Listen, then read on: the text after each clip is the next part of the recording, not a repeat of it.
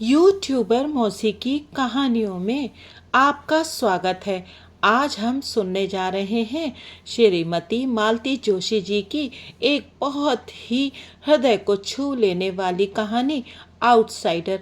ये कहानी है एक ऐसी बहन की जिसने अपना पूरा जीवन छोटे भाई बहनों को सजाने और संवारने में समाप्त कर दिया, पर उसे अंत में मिला क्या? सिर्फ एक आउटसाइडर होने का खिताब। चलिए सुनते हैं ये सुंदर सी कहानी आउटसाइडर। स्टेशन से लौटते हुए रात के 11 बज गए थे। नए जोड़े के हनीमून पर रवाना होते ही शादी का कार्यक्रम एक तरह से संपन्न हो गया था। नीलम थकान से निढाल हो रही थी, पर सब कुछ ठीक से निपट जाने से मन एकदम हल्का हो गया था।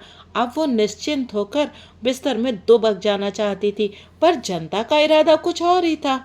बच्चों को जबरदस्ती सोने के लिए भेजकर सब के सब ड्राइंग रूम में ही जम गए थे। थोड़ी देर बैठ लो ना दीदी, पूनम ने कहा। पिछले दिनों इतनी भागम भाग मची रही कि फुर्सत से बैठकर दो बातें भी ना हो पाई। पम्मी ठीक ही कह रही थी। घर की इस आखिरी शादी में पूरा परिवार इकट्ठा हो गया था। सुदीप तो इतनी दूर कनाडा से आया था, पर कुशल क्षेम पूछने के अतिरिक्त उससे भी ज़्यादा बात करने का वक्त नहीं मिल पाया था। पूरे वक्त आपाधापी ही मची रही। अब जाकर थोड़ी फुर्सत मिली है तो इन लोगों के जाने की घड़ी भी पास आ गई है। पूनम 4 दिन बाद अपने ससुराल चली जाएगी। सुदीप भी अपने ससुराल वालों से मिलना चाहेगा। भला इतनी दूर बार बार आना कहाँ होता है? शादी के बाद पहली बार तो आना हुआ है। सुषमा भी तो अपनों से मिलने के लिए कुल बुला रही होगी। सोने का प्रोग्राम मुलतवी कर नीलम अपनी प्रिय कुर्सी पर बैठ गई। एक सुमित को छोड़कर उसका पूरा परिवार उसके सामने था। सुदीप, सुजीत, दोनों भाई, उनकी बहुएं सुषमा और अलका, बहन पूनम और उसके पति नरेश। अपने इसी परिवार के लिए वो पिछले 25 वर्षों से खटती आ रही थी। आज छोटे की शादी के साथ उसकी सारी जिम्मेदारियां पूरी हो गई थी। वो अपने आप को बहुत हल्का और कृतार्थ अनुभव कर रही थी। तुम लोग सब आ गए, बड़ा अच्छा लगा। शादी में रौनक हो गई, उसने भाव विभोर होकर कहा। दीदी, हम लोगों को तो खैर आना ही था, पर असली रौनक तो बड़े भैया के आने से हुई। पम्मी बोली। पिछली दोनों शादियों में वो नहीं थे तो बहुत बुरा लगा था। इस बार तो उसे आना ही था। घर की आखिरी शादी जो थी, नीलम ने कहा। अरे इसके लिए तो समधी जी से भी लड़ गई थी। साफ कह दिया था कि भाई साहब, जब तक बड़े का प्रोग्राम नहीं आता मैं शादी की तारीख तय नहीं कर सकती। घर की आखिरी शादी है, सबका होना निहायत जरूरी है। दीदी, तुमने मेरी छुट्टी का इंतज़ार किया, सचमुच बड़ा अच्छा किया, पर बार बार ये आखिरी शादी का जुमला क्यों रट रही हो? दीपू, मेरा मतलब इस जनरेशन की शादियों से था। तुम्हारी प्रिया तो अभी बहुत छोटी है। मैं प्रिया की शादी की बात नहीं कर रहा हूँ। तो दरअसल हम लोग, कहते कहते सुदीप चुप हो गया।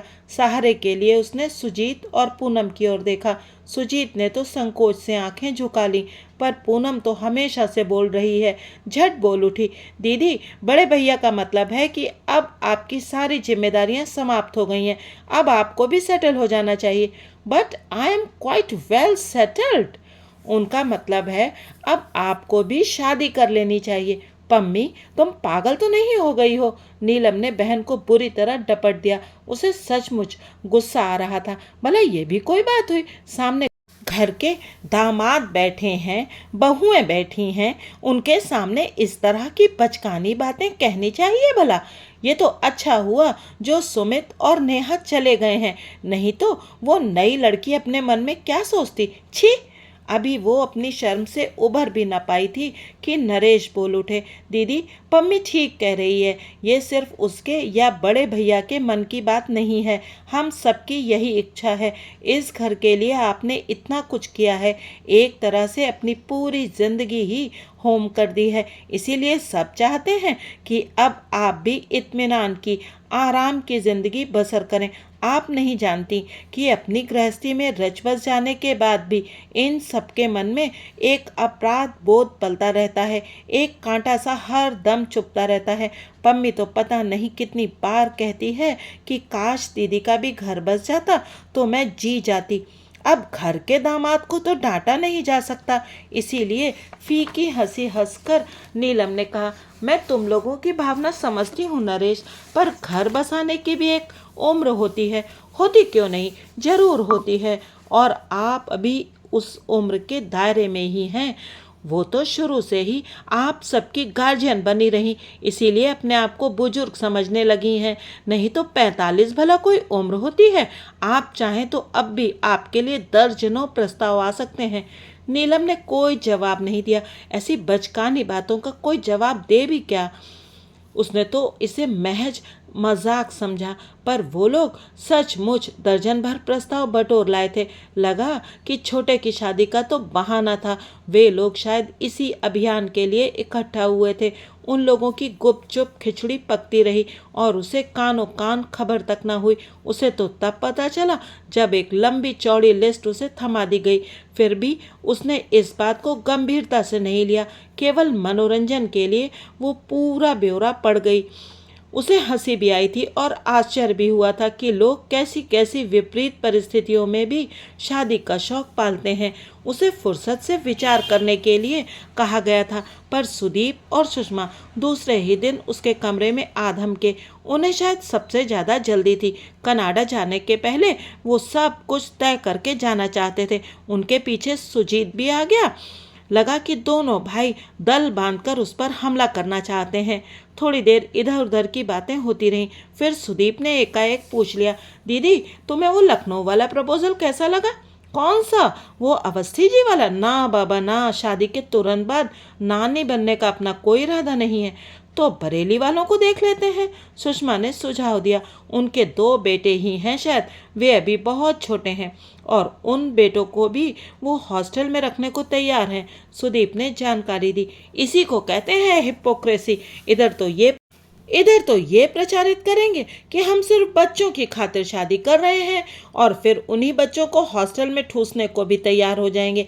ऐसे 2 मुँहे लोगों से मुझे सख्त नफरत है। जाने तो बरेली वालों को गोली मारो, सुजीत बोला। मुझे तो नरेश के जीजा जी वाला प्रस्ताव बहुत अच्छा लगा है। एक तो महाशय डिप्टी कलेक्टर हैं, दूसरा थोड़ा बहुत लिखने पढ़ने का शौक भी रखते हैं। He will be a perfect companion. उन्हीं की बात कर रहे हो ना, जिनकी लड़की ने आत्महत्या की धमकी दी है? अरे क्यों मेरे सिर हत्या थोपना चाहते हो?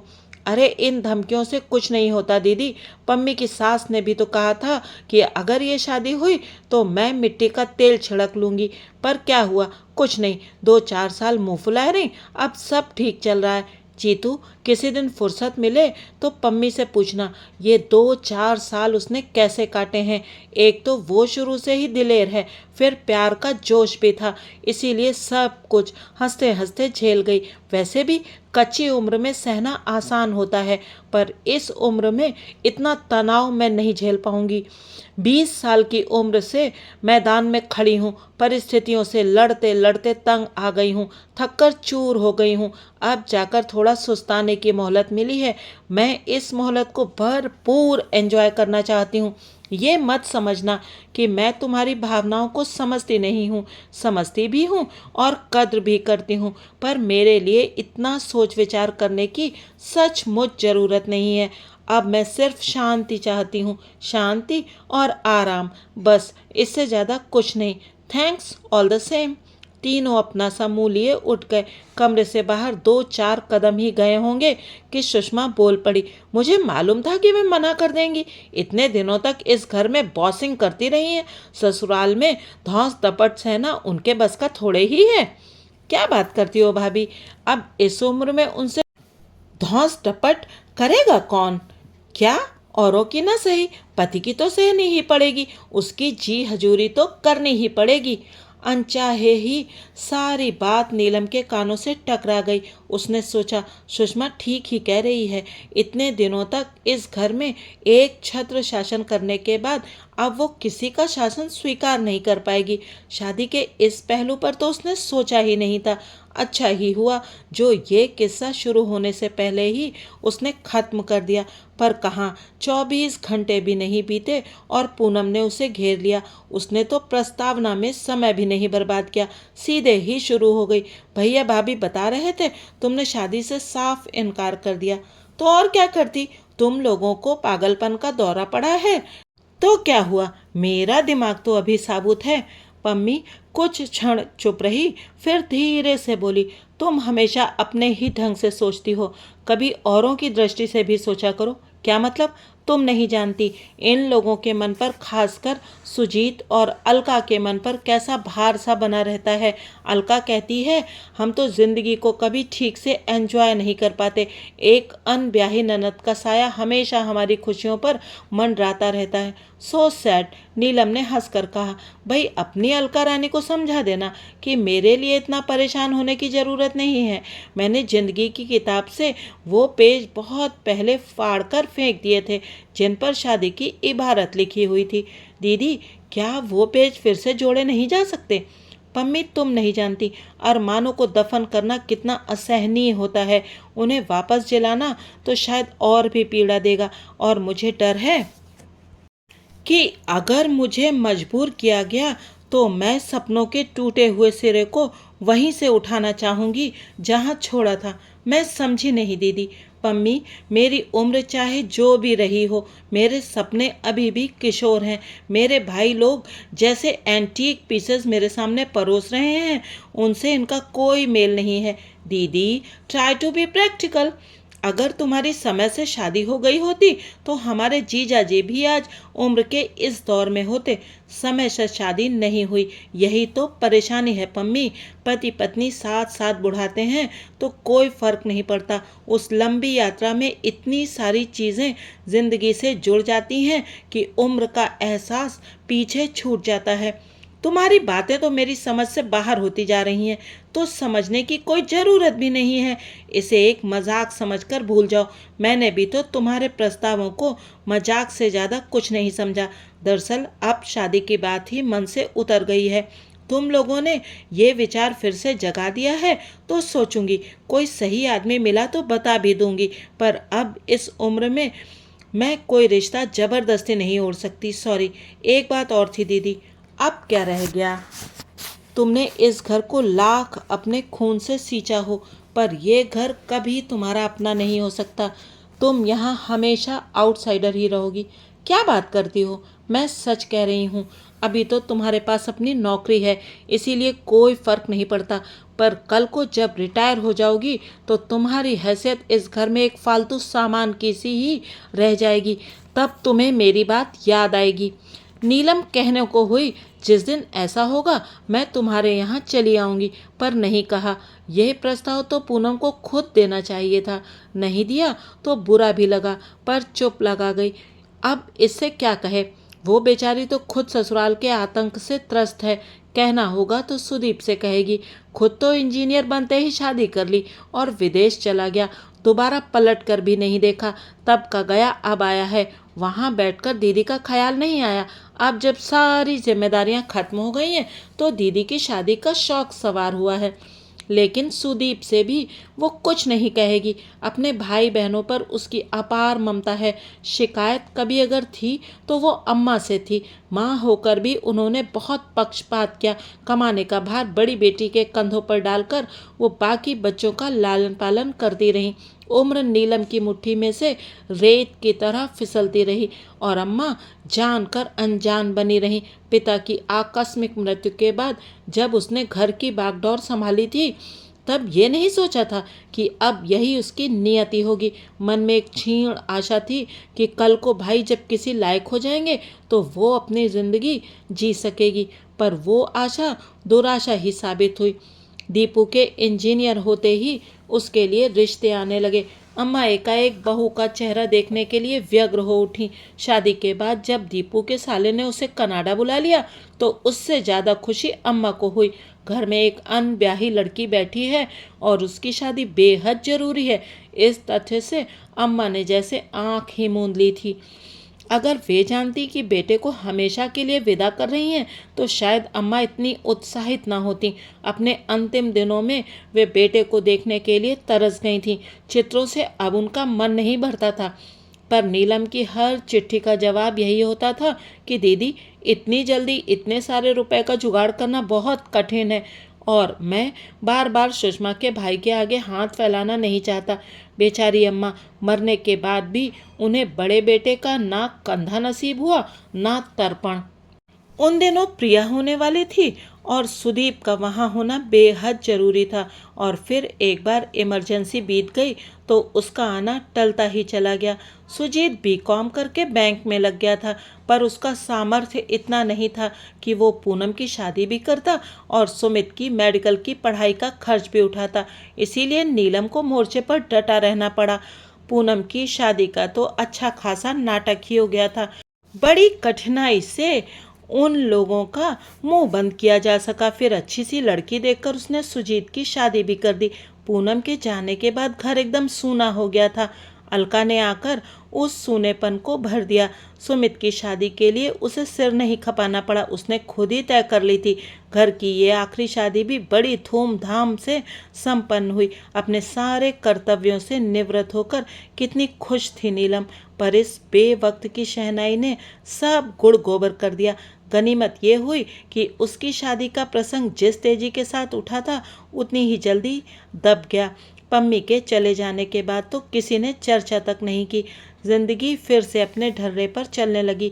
लोग अपने में मसरूफ हो गए थे। सुमित और नेहा गोवा से लौट आए थे और अब सुदीप का सामान बन रहा था। उसने शादी के लिए 15 दिन की छुट्टी ले रखी थी, पर उसका मन हुआ कुछ दिन और बढ़ा ले ताकि ज़्यादा से ज़्यादा समय दीपू के साथ बिता सके। उस दिन ज्वाइन करने के लिए कॉलेज गई तो साथ में एक एप्लीकेशन भी लेती गई। प्रिंसिपल मैडम ने उस एप्लीकेशन को देखा भी नहीं और बोली, आज तुम नहीं आती तो घर संदेशा भेजने वाली थी। क्यों, कोई ज़रूरी काम था? हाँ, ट्रांसफ़र ऑर्डर आया है।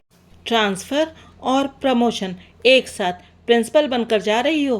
कहाँ? खैर, जगह तो बहुत दूर बस्तर में है, पर सुनते हैं बड़ी शांत जगह है। कॉलेज भी नया नया है तो ज़्यादा समस्याएं भी नहीं होंगी। लेकिन मैडम, अरे भाई, अब क्या परेशानी है? अब तो तुम्हारी सारी जवाबदारियां खत्म हो गई हैं और भगवान की दया से you are a free bird now. तुम्हें तो अब ऐसे चैलेंज खुशी खुशी स्वीकार कर लेने चाहिए, बल्कि आगे बढ़कर लेना चाहिए। सो तो ठीक है मैडम, पर मुझे नहीं लगता कि मेरे भाई लोग मुझे इतनी दूर जाने देंगे। देख लो, पर मुझे लगता है कि बार बार प्रमोशन रिफ्यूज़ करना ठीक नहीं है। मेरे ख्याल से ये तीसरी बार हो रहा है। मैडम फिर अपनी फाइलों में व्यस्त हो गई थी। छुट्टी की एप्लीकेशन उनके सामने सरकाकर वो लौट आई। घर आते हुए रास्ते में उसने ढेर सारी खरीदारी की। सुदीप के लिए खादी का सूट लेंथ और कुर्ते पाजामे, सुषमा के लिए कोसा और चंदेरी की साड़ियाँ और प्रिया के लिए सब प्रांतों की गुड़ियों का पूरा सेट, साथ ही प्रिया के मनपसंद रसगुल्ले भी। घर पहुंचकर अपने कमरे में जाने के बजाय वो सीधे दीपू के कमरे की ओर ही चली गई, परंतु पैर दरवाजे में ही ठिठक गए। भीतर देवरानी जिठानी का प्रेमालाप चल रहा था। अलका कह रही थी, आप तो लकी हैं जिज्जी, फुर्र से उड़ जाएंगी। ये नेहा भी 4 दिन बाद छोटू के साथ बंगलौर चली जाएगी। उम्र कैद तो हम लिखवा कर लाए हैं, सो भुगतेंगे। क्या करें भाई, हमने तो बहुत कोशिश की, पर वे टस से मस नहीं हुई। अब यही समझ लो कि वो हमारी ननद नहीं, सास हैं और उन्हें हमेशा हमारे साथ ही रहना है। नीलम तो जैसे काठ हो आई। उसे अपने कानों पर विश्वास ही नहीं हुआ। उसके आगे पीछे डोलने वाली, उससे मिस्री घुले स्वर में बात करने वाली अलका उसे क्या सचमुच इतना ऊब गई है कि उसका साथ उसे उम्र कैद सा लगने लगा है और अलका को उसकी कैद से रिहाई दिलाने के लिए ही शायद उसकी शादी का प्रपंच रचा जा रहा है। वाह, इसके बाद वहाँ खड़े रहना या उन लोगों से सामना करना उसके लिए संभव नहीं था। वो दबे पांव कमरे में लौट आई। इतनी देर तक हाथ में थामा हुआ सारा सामान उसने पलंग पर पटक दिया। अब उसे एहसास हुआ कि उसके हाथ दर्द कर रहे थे, पर यह बोझ तो कुछ भी नहीं था। इससे 10 गुना बोझ तो उसके मन पर था। उसे वो कहाँ खाली करती। उस दर्द से निजात पाना क्या संभव था? रात खाने की मेज पर रसगुल्लों का एक बड़ा सा डोंगा सजा हुआ था। उसने शाही अंदाज में ऐलान किया, ये मेरे प्रमोशन की मिठाई है, प्रिंसिपल बनकर जा रही हूँ। अरे वाह, कहाँ? जगह तो खैर बहुत दूर बस्तर में है। आजकल हर कहीं तो कॉलेज खुल गए हैं, पर सुनते हैं जगह बड़ी शांत है। मुझे तो इस समय सबसे ज्यादा शांति की ही जरूरत है। इस आपाधापी से तंग आ गई हूँ। फिर बार बार प्रमोशन ठुकराना अच्छा भी नहीं लगता। पहले तो खैर मजबूरी थी, अब तो कोई बहाना भी नहीं रहा। इस बात पर सभी एकमत थे। रात बिस्तर में लेटी हुई वो दिन भर की घटनाओं का मन ही मन जायजा ले रही थी। दोपहर में उसने प्रिंसिपल मैडम से कितने दर्प के साथ कहा था, मैडम मेरे भाई लोग मुझे इतनी दूर नहीं जाने देंगे। पर कहाँ, किसी ने भी तो प्रतिवाद नहीं किया। पम्मी ठीक ही कह रही थी, बल्कि उसने तो रिटायरमेंट के बाद की बात कही थी। पर नीलम को लग रहा था कि घर में उसकी हैसियत अभी से किसी फालतू सामान की सी हो गई है। तो ये थी मालती जोशी जी की बेहद खूबसूरत कहानी आउटसाइडर। और ये कितना सत्य है कि जो बहन अपने भाई बहनों के लिए अपना पूरा जीवन होम कर देती है, वही एक समय बाद आउटसाइडर बन जाती है। और वो चाहे जितना त्याग करे, चाहे जितना पैसा भी खर्च कर दे, लेकिन वो घर की कभी हो ही नहीं पाती। जुड़े रहिएगा ऐसी ही और कहानियों के लिए। कहानी आपको कैसी लगी ये ज़रूर बताइएगा। और हाँ, चैनल को सब्सक्राइब भी कर दीजिएगा। आपका वीडियो देखने के लिए और कहानी सुनने के लिए बहुत बहुत धन्यवाद।